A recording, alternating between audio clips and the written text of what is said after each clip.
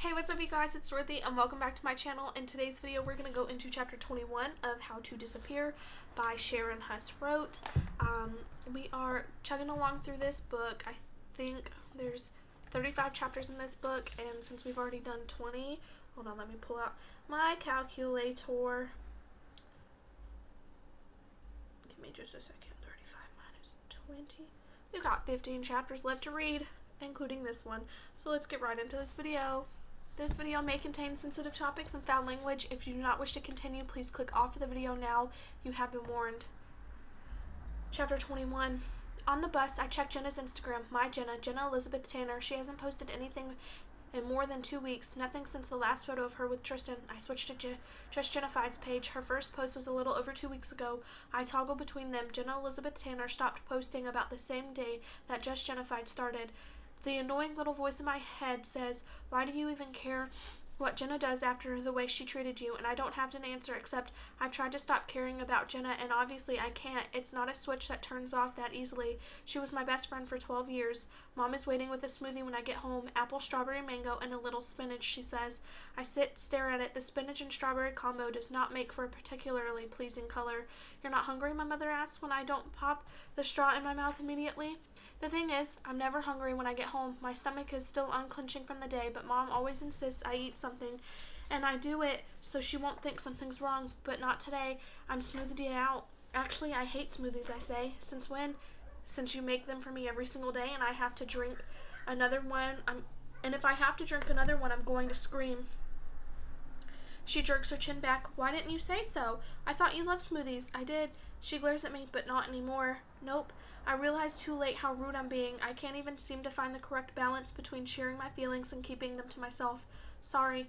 She whisks the offending smoothie away from me and starts scurrying around the kitchen, pulling things out of the fridge and trying to come up with an alternative snack. I could put some cheese and crackers out, or I'm really not hungry. I stand and push the chair in. I think I'll just have a nap. Her face goes all naughty. My mother has two gears. Either she's totally ignoring me or she's obsessing over me. Are you sick? Is anything the matter? She reaches to put a hand to my forehead. I gently push it away. Just tired. You restin', she says, like it was her idea. I'll let you know when dinner's ready. I get to my room and pet Cat for a while. Nice cat. Lots of people say that. Probably. It doesn't mean Just Jennified is Jenna. It just means that she likes the photo of my cat. Still, I log in to see if she left another comment. There are so many in my notifications, it's almost impossible to identify one sent by a specific person. There's no way to search by name. I go to the cat photo and scroll down in the comment I left and continue from there. Other people say, like my cat too. They ask what her name is. They say our cats should totally hang out. They try to direct me to the link of their profile pages where I can find a photo of their cat. You're famous, I say to Cat. She licks my pinky knuckle with her sandpapery tongue. I poke around my Instagram for a few more minutes. Almost all of my photos have comments like that. Come to my concert V, or hang out with us, or Samos Amigos Vicarious, which I think means they want to be friends. I click on links from a few profile pages to see what sort of fun Vicarious may be missing. Most of the photos they share are selfies with 2 or 3 of 10 friends smashed together in a group hug, all grinning their super cute faces at the camera. These are the people who would never be draping their arms over my shoulders in real life, like the girls in the bathroom or the friends section of the yearbook. I scan the background. Every now and then I notice someone like me standing alone, watching from the edges. I save those photos to a file on my computer. When I have a dozen or so, I set up my little photo studio to get into my Vicarious costume and a pose, arm out from my shoulder, bent a bit at the elbow and hand hanging from the wrist as if someone's standing there and my arms are draped around their shoulders. I do a bunch like that, then try some where my head is tipped to the side like I'm leaning on someone. I even take a few with my arm hanging close to my side, my fingers cupped as if I'm holding someone's hand. Then one by one I go through the photos people sent me and find the person lingering in the background. The girl looking wistfully toward the kids featured in the photo, the boy pretending he's waiting for friends, the guy whose hands shoved in his pockets leaning against a fence, the girl peeking around her hair. All these people deserve to be noticed, but I also know how terrifying it is to receive unwanted attention. Thrusting them into the public eye in front of almost 500,000 Instagram followers, That would be 10 times worse than my mother's attempts to force me into social situations. I can't do that to them, but I won't let them know that. But I want them to know that I see. I want my followers to look for people like them, the unseen and ignored. So I drape my arm around them, I hold their hands, I lean my head on their shoulders. Then to protect their privacy, I turn them into simple silhouettes, each of a different solid color but shaded so they seem almost ghostly, invisible, and completely unrecognizable to anyone but themselves. I crop the photos to so they're square, but otherwise leave them alone. I don't zoom in or anything. I want people to have to work a little to find us, like where's Waldo? Then I post them. All 12 photos, I tag them. #hiding, #see me, #say hi, #look around, #be kind. I quickly turn off my notifications because the reaction to 12 photos at once might be a little crazy, and the followers who ask me to use their photos might be upset that I'm hugging the wrong person. I take a last look at my page, the ridiculous number of followers, which is now up to 423,000. I shut off my phone for the night and write a note to Lipton on paper. I tell him how great his presentation was, how sorry I am that everyone laughed, how sure I am he got an A, how I wanted to stay and talk to him afterward, but thought he probably didn't feel like talking. I tell him his purple socks made me smile. The next day I get to world history so I can leave my note on Lipton's seat. I'm afraid to place it on his desk in case someone notices and snatches it up, so I put it on his chair. I side-eye the note as people file into class and the bell rings, but no Lipton. Adam comes in and sits down. He looks smaller today. His neck isn't as long. His arms are shorter. He's all pulled in on himself, trying to avoid being noticed. Welcome to the club, Adam. We have our presentation first today and then some time to discuss. We've learned. Mr. Braxley announces shutting down the snickers that follow with a raised handful of detention slips.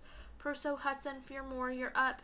Renee, Prusso, and her friends Maggie and Laura scurry around getting ready for a few minutes. They keep giggling nervously. They brought a USB drive and Mr. Braxley pops it into his own computer, which is connected to the smart board.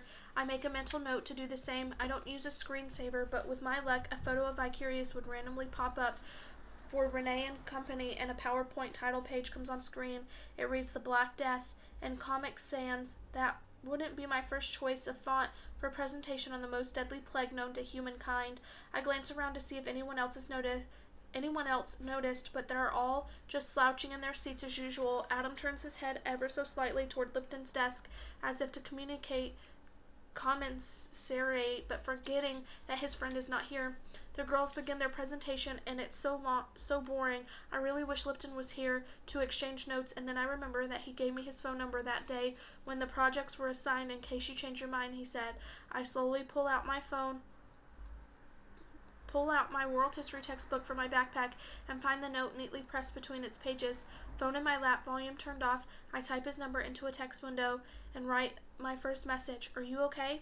There's a dot bubble on his side of the screen for a while, and then, who is this? Oh God, right, I'm such an idiot. He has no idea it's me. It's Vicky. Vicky Decker? I mortified that and normally I would give up, but I take a deep breath and type, yes, sorry, Vicky Decker. There's an unreasonably long pause on his hand, and now I'm really wishing I had not identified myself by name. Maybe he was sleeping or really doesn't want to text with me, and now I'm basically forced myself on him. If you don't want to text, I understand. Sorry to bother you. No, it's not that. I'm just surprised in a good way. I'm not sure how to respond to that, so I open the emoji window and choose from among the smiley faces, making sure I don't accidentally select one of the kissy ones. Did you stay home today? No, I'm in class. Don't let Braxley see you texting. Renee and Laura and Maggie are giving their presentations. There's another really long pause on his end, and I've realized I've just forced him to think about his presentation, which is probably the last thing he wants to do, so I quickly type, it's so boring. Yours was 100 times better. Thanks. They're seriously giving the worst PowerPoint ever. Boring pictures? No pictures at all. He sends question marks. I look around me to make sure nobody is watching, and I lift my phone just enough to take a photo over the top of my desk of one of their text-filled screens. They simply have put their entire report into bulletin board points and clicking through it as they read aloud in monotone. I text a photo to Lipton. Is that Comic Sans? Yeah. Cringing. Me too. I realize after writing me too that it's a Vicarious thing and get a brief pang of anxiety that it will give me away, but it's not like my Instagram is the only place anyone ever said me too. Lipton's typing again. Is everyone laughing? No, sleeping. Jeremy Everling fidgets in his chair, then glances back toward Lipton's desk. He shakes his head at Adam. Adam shrugs. I have no idea what that exchange meant. Adam probably doesn't either, but he resigns a bit of his height. Jeremy just looked wistfully at your empty desk. Really? He and Adam are commiserating over how much better your presentation was. No, they're not. Jeremy is making faces. He is so bored. Everyone is slumped over. Which is worse, boring people to death or having them laugh hysterically at you? I know my answer. The fear of being laughed at and number at least my list. I've been boring people my whole life because I'm so terrified of being laughed at, but I can't say that to Lipton. Equally painful, if you say so. Your presentation was great. I learned a lot. You're just being nice. I'm serious. I try to think of something that will make him feel better, make him understand that I really mean it. It made me want to learn Minecraft. LOL, I think I love you. I blink at the screen. Did he actually just text that he loved me? He was kidding, obviously. Thus the LOL right before I can think of a non-awkward reply. He texts again. I mean, I love that you want to try Minecraft or go to a Taylor Swift concert. Ouch, kidding. I know, it really was my sister's screensaver. I believe you. I sigh. Disaster averted. The presentation drones on until the bell rings, and they can't even finish. As everyone's packing up to leave, Mr. Braxley says your presentation is not meant to be a recitation of your entire written report. People, please refer to the directions I gave you or talk to Adam and Lipton. Renee, Maggie, and Laura slink out while Adam starts texting. As he goes, it makes me smile knowing the messages he's probably sending Lipton right now. I'm mentally writing my own message to Lipton as I walk down the hall and don't notice Adrian Hahn sidling up to me until he rubs against my arm. I see you, he says. I nearly jump out of my skin. Excuse me? I just wanted to say hi, let you know that I see you. He leans his lips close to my ear. You're not invisible. I blink up at him, nervous I might say something ridiculous in front of Adrian's charade of adoring fans, which today consists of 3 freshmen, 2 girls, and a guy. Adrian gives my arm a friendly nudge. See you later. He strides off, his groupies staring at me, and I know what they're thinking. Why is Adrian Hahn talking to her? Because it's exactly what I'm thinking. My breath starts coming in short gasps, my eyes darting around. Does he know about Vicarious? Do they all know? I stumble down the hall and around the corner toward the ladies' room. I'll hide there just to calm down. I'll wait and see if anyone comes in talking about me. But just as I'm about to push the door open, I spot Adrian with his arm draped around Raj Rasinkin's shoulder. They're walking down the hall together. I let go of the bathroom door and move toward them. How's it going, Raj? Great, it's okay. Raj attempts to smile, but his mouth doesn't quite make it. Adrian stops walking and glares at the kids lingering around him, so they scatter.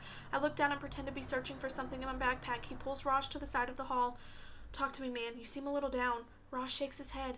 It's nothing. Come on, dude. It's nothing. What's going on?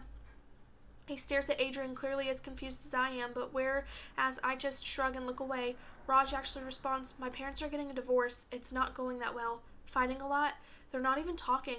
Nobody on my dad's side of the family is speaking to either one of us. Actually, my cousins, their friends and families, everybody blames my mom for leaving.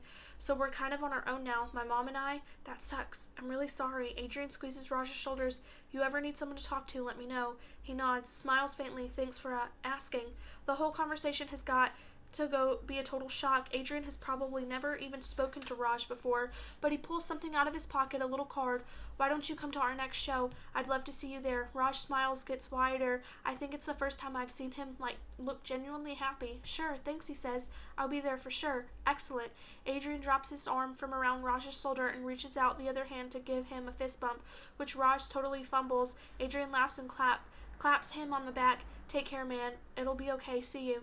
Raj says, yeah, see you, Adrian. He shakes his head a bit, like he's just woken from a dream, but I could swear he's grown about 2 inches, and he was already tall. Raj sees me standing there and says, hi, Vicky, smiles. I almost fall over. Hi, Raj. See ya, he says, and gives me an awkward little wave with his long hand. I wave back and follow after Adrian, keeping enough distance that I don't look like one of the groupies, but close enough to observe him, noticing kids that nobody else ever seems to notice. He says, I see you, to a half a dozen more before the 1-minute warning bell rings from the next period. I hurried to class, stunned by what I just witnessed. I can't believe Adrian took my vicarious post to heart like that. It makes me feel like a superhero of kindness, which has gotten to be the dorkiest kind of superhero there is. Still, I can't help but wonder if this is happening anywhere else. Are people being nice in high schools all over the country, the world? Because that's just crazy. That is the end of chapter 21. I will see you guys in the next video. Bye.